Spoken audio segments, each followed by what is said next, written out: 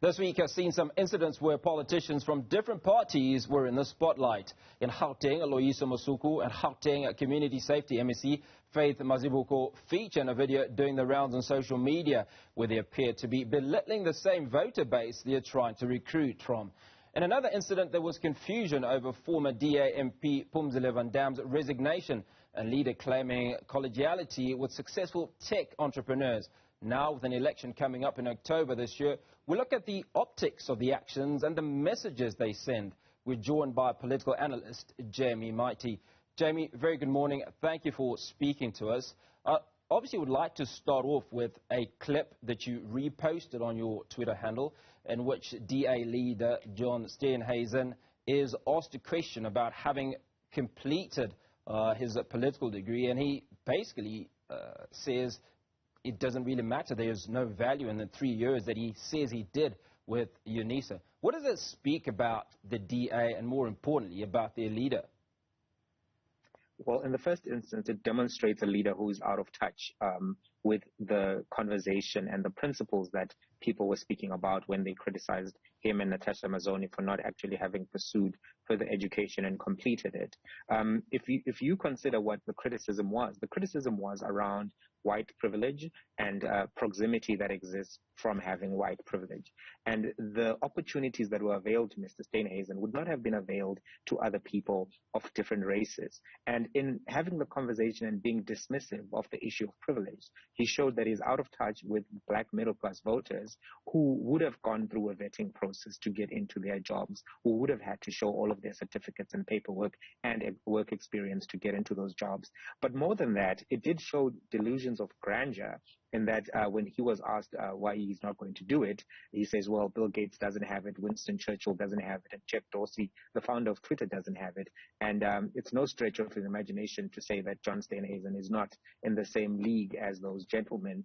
He has not been able to demonstrate anything of that level of success. So for him to say, well, compare me to Bill Gates, compare me to Jack Dorsey and Winston Churchill, who actually won elections, as opposed to the Democratic Alliance, which has been losing wards in the municipal by-elections, it demonstrated certain delusions of grandeur, which I think were off-putting to the public. Well, you talk about being out of touch with the South African middle class, but let's also talk about possible out of touch with black leadership within the DA. Phumzile Van Damme resigning this week, another black leader that has quit the DA.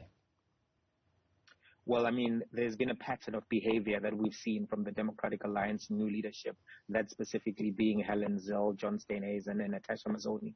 And under their leadership, this new Democratic Alliance that is leaning towards the right wing, what we've seen is the departure of Herman Mashaba, Musi Maimane, John Moody, and now we've seen also the departure of Phumzile Van Damme. And she made reference to the fact that there's a cabal of leaders within the Democratic Alliance that she doesn't think, is worth working with and taking the party in the right direction. I'm paraphrasing here.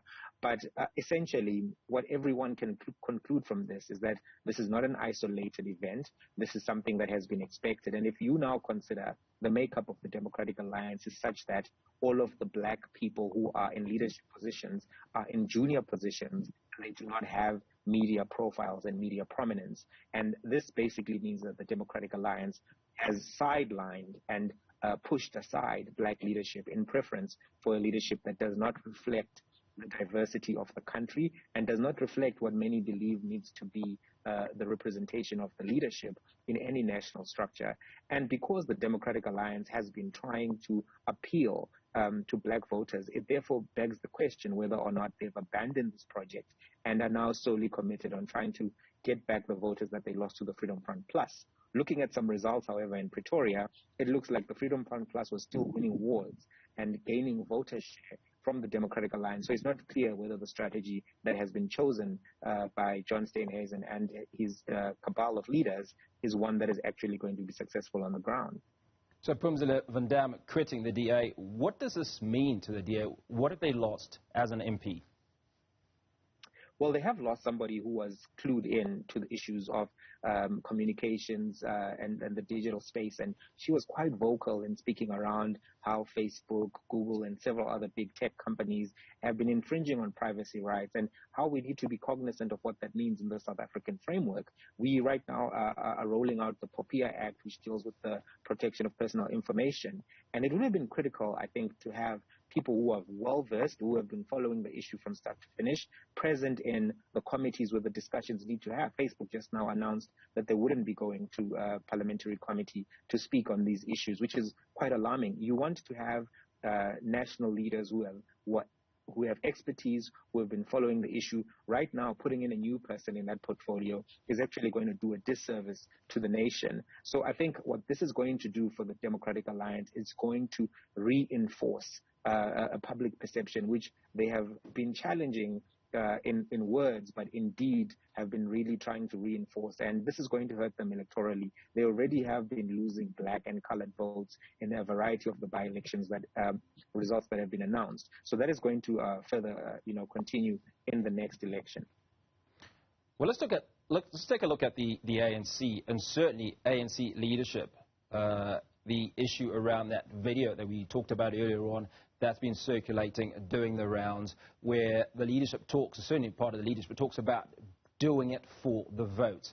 What does this mean, certainly, to the ANC and to the electorate?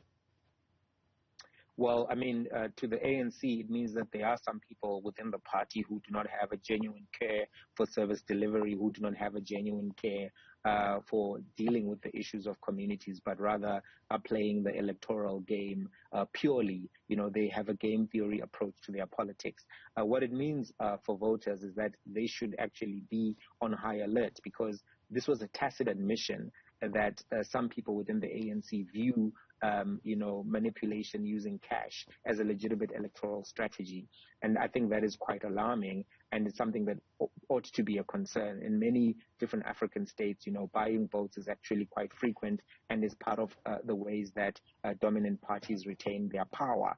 And to hear political leaders saying, we bought out this particular shop, bought all of the Amanwina and Mautwanes so that for the sake of the vote, in a backdrop where there were shacks, in a backdrop where they were driving white BMW X5s, which are very recently purchased, that didn't sit well with many people because, one, the backdrop, two, the implied message being that we are manipulating voters with short-term gimmicks of a catch nature. I think that really was alarming. And it does speak to bad optics and bad PR from the ANC at a time where I think they need to be cautious about that, because communities are frustrated. People have lost jobs in the pandemic. The economy is not doing well for the most marginalized, and the youth unemployment levels in the townships are sky high. So for young leaders and young people to hear that some leaders within the ANC think that whatever they are doing is simply for the sake of the vote, I think